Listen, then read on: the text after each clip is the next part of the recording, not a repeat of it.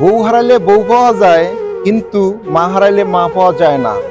এটি আমাদের সমাজের একটি প্রচলিত কথা। মনে হচ্ছে বউ যেন ডাস্টবিনের ময়লা, মন চালেই তুলে নিয়ে আসলাম, মন চালেই ডাস্টবিনে ফেলে দিয়ে আসলাম।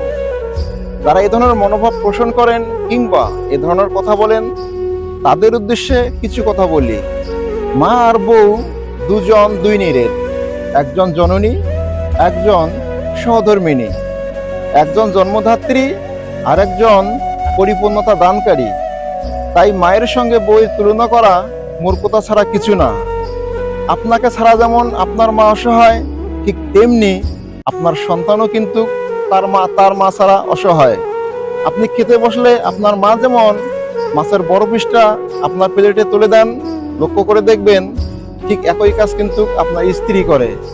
আপনার মৃত্যুতে যেমন আপনার মা হবেন সন্তানহারা, ঠিক তেমনি আপনার স্ত্রী হবেন সঙ্গীহারা। তাই মায়ের সঙ্গে বউয়ের কখনো তুলনা করবেন না।